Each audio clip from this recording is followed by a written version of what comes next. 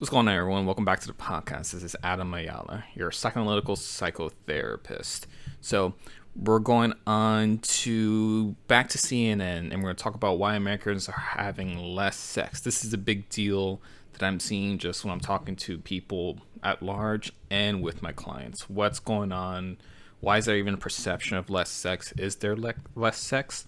So before we go into that, I want to let you know that I have a Patreon now. If you like what I do here, you can definitely give to my Patreon. And the first person who gives to my Patreon, I'm going to give a free 1 hour session on the phone if you want to take it. If not, no big deal. So let's get back to the first article for today's podcast. So why Americans are having less sex.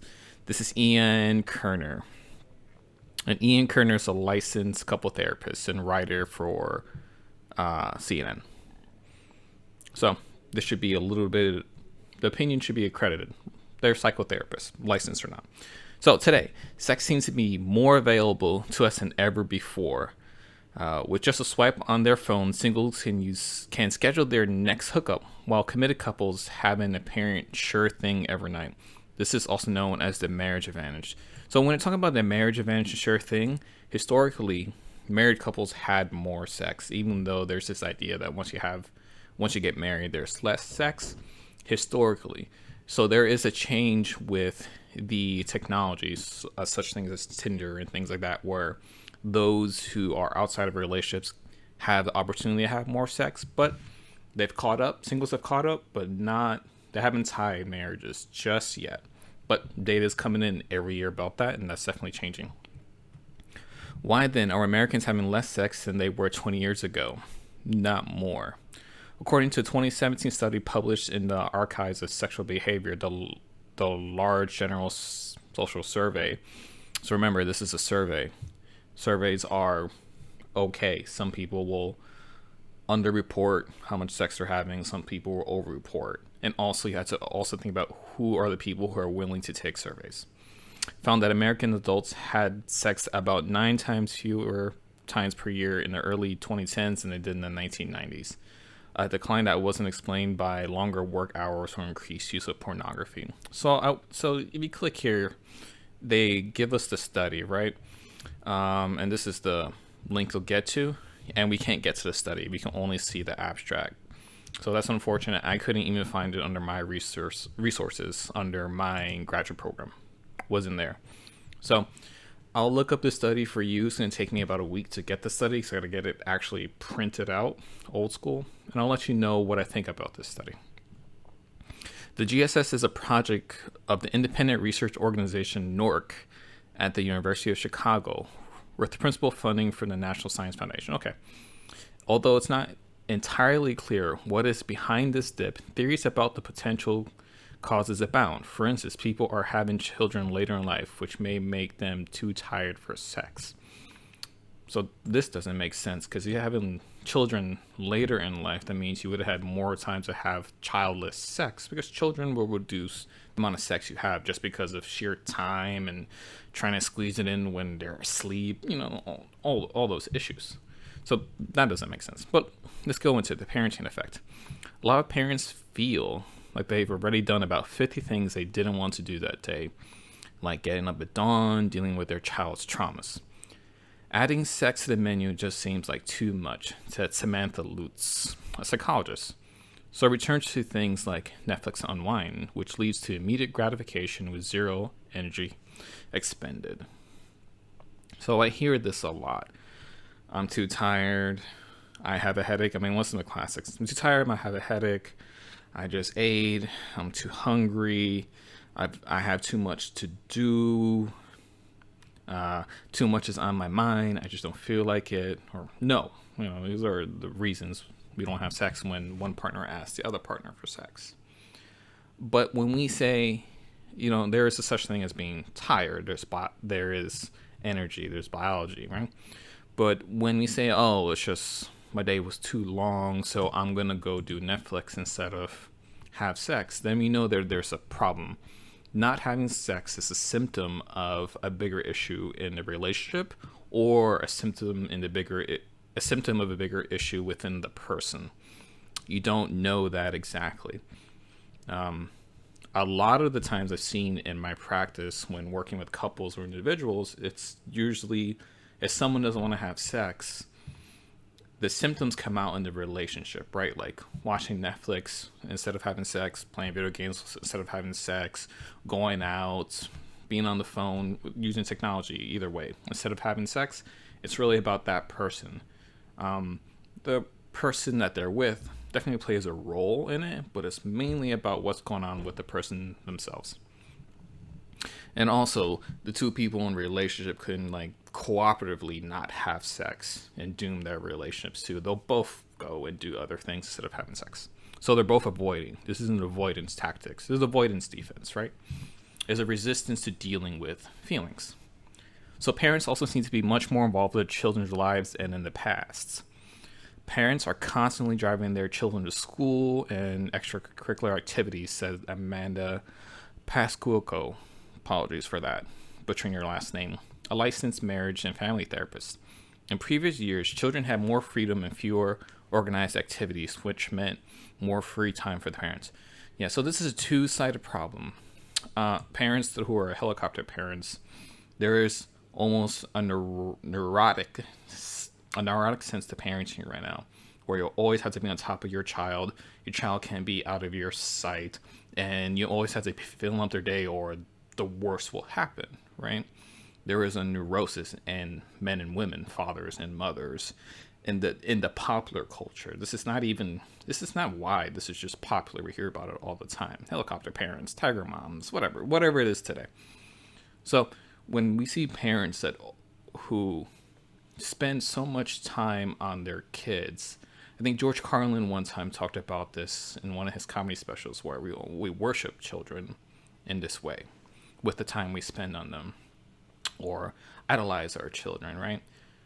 It's really us trying to avoid working on ourselves, right? Or not even working on ourselves, dealing with ourselves, doing what we have to do. It's just like people who are addicted to work. They work really hard to make a lot of money, but it's totally about the avoidance of the self, or the avoidance of their relationships. You gotta remember, lack of sex, it's a symptom of avoiding something within yourself. That's where we can always start. It should be almost an exclusive law. There's always going to be exceptions, right? They could just be that, hey, your testosterone is low for men, right? Or there's something going on biologically for men and women. Just diet. Diet can totally change your sex drive. But that could be another thing. Why are you in a bad diet? You can keep going back and back and back and back. And this is what psychoanalysis does, and why it takes forever, and why when something is fixed or cured, it's actually a long-term cure instead of a band-aid on the symptom. We're not just going to give you Viagra or tell you, just use Viagra. All right, so Eric Marlowe Garrison, a certified sexuality counselor, agreed. We're seeing more helicopter parenting, which is zapping energy that could go towards sex and other sexual activities. Yeah, zapping energy is a good way of saying it. And this is unconsciously on purpose. You rather work on your kids and manage them and control them and feel like you have control over something than have sex, which is very, very vulnerable. And it's not, and if you're really having sex, it's not a controlled activity. You're not in control. Your partner's not in control. So of course, in our society where we love control, why not avoid sex? But has the marriage advantage become a disadvantage? We don't know if indeed the marriage advantage is now a disadvantage, said Debbie Herbenek, president of the American Association of Sexuality Educators, Counselors, and Therapists. In part because so many other things have changed about sex and health in America in recent decades, including far more Americans taking medications with sexual side effects, far more Americans dealing with chronic health conditions like diabetes, known to affect sex, and millions more Americans surviving cancer, which is wonderful, but often with sexual side effects from cancer treatments. Yeah, so this is when we go away from the psychological, the psychoanalytical, and just look at the biological. Yeah, so those who are going through cancer treatments, definitely libido and sex drive is diminished or destroyed completely. Your body can't handle it. It can barely eat, which is lower on the Maslow triangle of needs. You need to eat before you have sex, right? Yeah. Your diet, or if you're diabetic, yeah, this is going to kill your sex drives. All our drugs. We have a big drug problem and a big legal drug problem in our country and worldwide, to be honest. And of course, these will affect your sex drives. So you can see what is going on. You have to look at the psychological, the biological, the chemical, and the neurological, really. So, an important question for future research would be, all else being equal, including health status, how does marital status relate to people's sex lives? It's a good question, right? The Tinder effect. For committed couples, technology can be a distraction that takes attention away from their partner.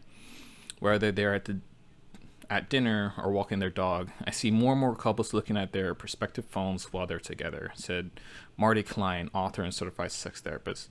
This reduced conversation and attention for each other can't be good, as it reduces the simmering feeling that so many people want as the context for sex.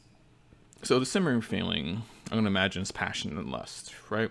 If you are on your phone, computer, video games, whatever, or video games if you're a PC, if you're on your phone all the time, and your partner's on their phone all the time, there's no reason for you to procreate. And this is on a biological level, and this is on a psychological level, and on a social level. What would be and I mean procreate, to have sex, to connect, to commit. What for? You don't value the relationship. You're not valuing yourself. So there's no value in the sex, and we won't do it psychologically. And even in a biological way, we won't pursue it. Many couples find themselves in bed looking at their devices, freely admitting that they're doing nothing all that compelling. So watching boring stuff, added Deborah Fox, a psychotherapist. They've allowed themselves to drift into habits that disconnect them. Habits. So people think of habits as a good thing a lot of the times. It's either extreme good, extreme bad. I have a drug habit, or I have a good daily routine habit of getting up in the morning and exercising and eating all this stuff, okay? So we really have to think about this word, habits. Habits means that you have given up control over your decisions about this certain thing, right? So those who have a habit of drugs, they have no control anymore, right? They have just about no choice but to take drugs, right? And those who have the habit of getting up early and all that, they almost have, or let's say they have the habit of getting coffee every morning, right? There's really no control to this. If you don't have the coffee, or you don't go through your habits, you mess up your day. You don't function well enough. So habits within themselves are a problem. So you have a habit of being on your phone, what we've been talking about, and not engaging in sex, or not engaging in creating an environment where there's sex. That means that you have willfully given up control of your life, and willfully given up sex to the point where you don't know if you can actually gain control again. It's about free choice and freedom, right? Having habits means you have no more freedom. You're giving up some freedom, some of your liberty, some of your self-liberty. Not political liberty, your self-liberty. And that's something we're really trained to do a lot in school. Listen to your teacher, do what everyone says, stay with the group. So no wonder we're garbage at relationships, and we don't know how to have sex, especially this generation, the last people who are 35 and under, say the millennials and disease. Millennials and those, I think it's Generation Z, who are younger than millennials, don't know how to be individuals at large. There's definitely pockets where it's fine, but at large, in big cities, I'm going to say, don't know how to be individuals because you had to be part of the group. You had to be a Democrat, you had to be a Republican, you had to be a social justice warrior, you had to be pro whatever it is. So habits is a problem. You're giving up your freedom. If sex has become boring for these couples, it's because they've allowed the drift to dampen their creativity, not because that YouTube video is so much more exciting. Their creativity, I'm going to say your free choice and your thought. This is beyond creativity. You're living a perverse life. It's a life of nothing is empty. That might seem obvious for couples dealing with the routine that's settled into long-term relationships. This is another problem, that there's an assumption that long-term relationships should be full of routines. This is what I'm talking about when we talk about habits. You get into a relationship, is super passionate, then you love that adventure, right? That's what that high is, that first 3 months to a year and a half of a great relationship, like, oh, they're perfect, and it's like, everything's delicious, and they're delicious. We get rid of that because that's actually dangerous, unconsciously and psychologically. We get rid of that adventure because if it just stayed like that all the time, it would feel so unstable, right? If they were just, the person you were with was just delicious for 10 years straight, you would actually be exhausted. Let's just be honest about it. We can't live in that high. We can't live in that adventure. We need a little bit of safety, right? A little bit of routine is okay. But when we make someone totally routine, imagine, think about it. Think about this. Think about the relationships you've been in. Think about the person who's made you a routine, because 100% of us have been made a routine, made a habit. How does that feel? It totally dehumanizes you, right? The other person thinks they know everything about you and what you're going to do, and they don't care about you. Maybe change it. Maybe they care about you in some way. They're not curious about you, right? They've lost that curiosity, and that's what's painful about long-term relationships, when people don't know how to be curious about the other. So when you're with someone and you've become a routine, or you become a roommate, right? They've lost the curiosity about you. They think they know everything, and that's a problem on their side. When we lose curiosity about other people's, because we've lost curiosity about ourselves, right? But we also have to look at ourselves in a relationship. Maybe we also have lost curiosity about ourselves and don't have anything else to show, or we don't want to show anymore. So we create complete safety and take away the adventure, because the adventurous part of a new relationship is when everything is new and there's new things to learn about, and there is the unknown. Unknown is just another word for new. So when we have nothing new and we don't allow anything new to come out, we kill relationships for the sake of safety. And we think that's a responsible thing to do, to have kids and all this. I gotta be grown up now. And that's nonsense. Saying, oh, I have to be grown up now and hide behind responsibility, which you do gain more responsibility as your relationships grow. But that's also resistance to actually growing and actually being new and being curious about yourself. All right, so let's move on. I said a lot about just routines. Sexting and sending photos is rampant, she said. I've heard more and more people reporting to me that they send nude photos to people they've never met or never intend to meet. Yeah, sex is freer, right? So if you think about it just in economics, there's a lot more sex to have and easier to get. So a lot of people I'm finding in my practice and just out in the world, or we could look on the internet. Internet's huge. A lot of people devalue sex. It's like, there's a lot of the manosphere and the equivalent of that on the feminine side, right? Some parts of feminism and some parts of the manosphere where they say, hey, sex is cheap. You can get it whenever you want. So who cares about sex? It means nothing. So this also affects relationships, because if you're about that life, which is fine, do what you want, free country. But if you see a sex as cheap, and then you want to get in a relationship with someone committed with one person, you're going to have some sexual problems, because you come from an ideology and your functioning is very different. And your own neurology, the way you have wired your brain, doesn't make having a relationship very easy. So let's see. Francie L. Stone, a clinical psychologist, has observed similar behaviors. Speaking with young women and men, it seems they use dating and hookup apps more as a way to affirm themselves. That's interesting. The women in particular say they use these apps when they are drunk or bored. That seems very dangerous, right? Like, why would we put ourselves in obviously dangerous situations? They never meet up and have no intention to. They just enjoy the sexual banter. Oh, okay, so this is the talking, not activity. Okay.